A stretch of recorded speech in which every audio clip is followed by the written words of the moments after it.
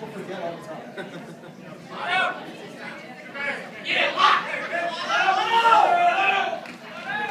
All right, good evening. If you don't know me, I'm Jeff. I'm Greg's younger brother, and this is actually the first time I've made a speech of this magnitude.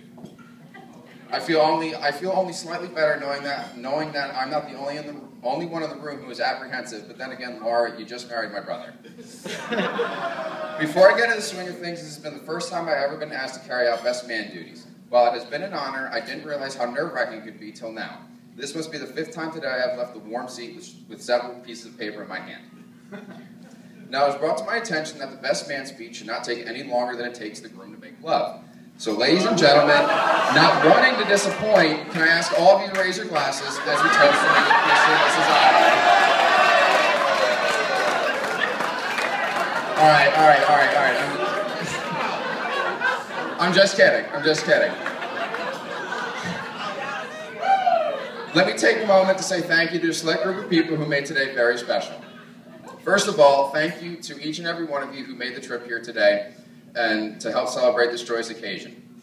An enormous thanks goes to both sets of parents, Ann and Gary, and Perry and Denise, who put a whole hell of a lot of effort to make today possible. Perry, I know you must have been the proudest father in the world today as you walked Laura down that aisle. To the bridesmaids and the groomsmen, you all look great today and you all did a great job as well. Finally, I come to the bride and groom, Laura and Greg. Not much more I can say other than, Laura, you look absolutely stunning. And Greg, I cannot thank you enough for giving me the chance to be your best man and sharing your special day. What can you say about a man who came from Reading, Pennsylvania, a man who is now quickly rising to the very top of his profession, based solely on intelligence, grit, and the will to push on where the weaker have fallen? A man who is beginning to distinguish himself at the highest level amongst his peers, and where no one can say a bad word about himself.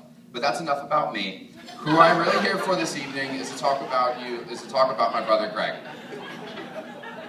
Greg and I were typical brothers growing up, playing football in the yard, shooting basketball in the driveway, wrestling, picking on each other, finding ways to get the other one in trouble, play video games, etc. Well, as the years passed, a few things changed and a few things stayed the same. Instead of playing sports, we argue about them and make fun of each other's favorite teams. We help another one out if we find ourselves in a little bit of trouble. But the one thing we still have a passion for to this day is video games. Greg and I would spend hours upon hours talking to each other online about our fictional NCAA football teams and show each other highlights from our games. Even now that you are married, and sorry Laura, I do not expect this to stop in any way, shape, or form. Moving on. If you're expecting me to tell you any embarrassing stories from Greg from growing up with him to his college days, sorry, I do not know too many. The only one I can think of was from our recent trip to Montreal for his bachelor party. The first night we went out, Greg, for some reason, could not handle his alcohol while we were at the club.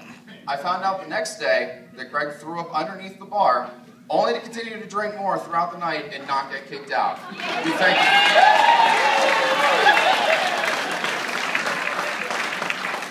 We thank the fine citizens of Montreal, and a feat that is well deserved, brother. Greg and Laura have been together for years now, and they have seemed to have found a soulmate in one another. In life, it is hard to imagine Romeo without Juliet, and this is what we have right here. Laura, I couldn't be happier to call you my sister-in-law, and you fit perfectly with my brother because, like him, you can be just as obnoxious, just as loud, and you're the best at everything.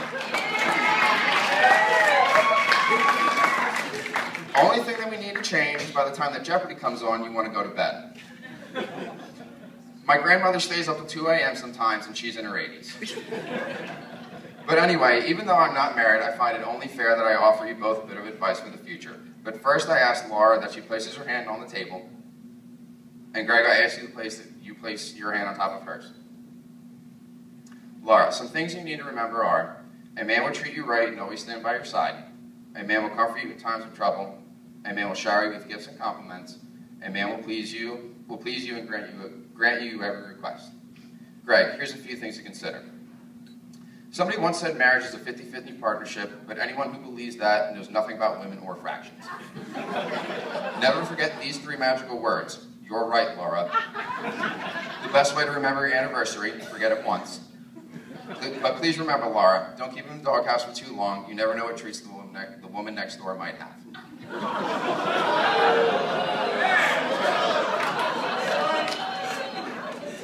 Now, I'm sure you're all wondering why I asked Greg to place his hand on top of Laura's. I will let you know. Greg, as my final role as best man, it has been a great pleasure that I've been able to give you the last few minutes in which you will ever have the upper hand over Laura Maricotta. I do hope you appreciate this.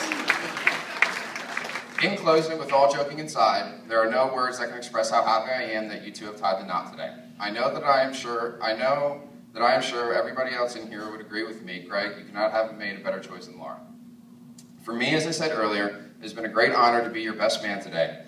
We have shared some amazing times over the years, and these will continue long into the future, with Laura included as well now. I'll leave you with a quote. Marriage is not about finding a person you can live with, it is about finding the person you can't live without. And that's what we have with these, and that's what these two have found in each other. So then, ladies and gentlemen, it gives me immense pleasure, not to mention relief, to invite all of you to stand up, raise your glasses, give me a glass. Alyssa, give me a glass. And in a toast to Greg and Laura, the new Mr. and Mrs. Otto. We wish them well for the future, and we hope they enjoy a long and happy marriage together. Cheers!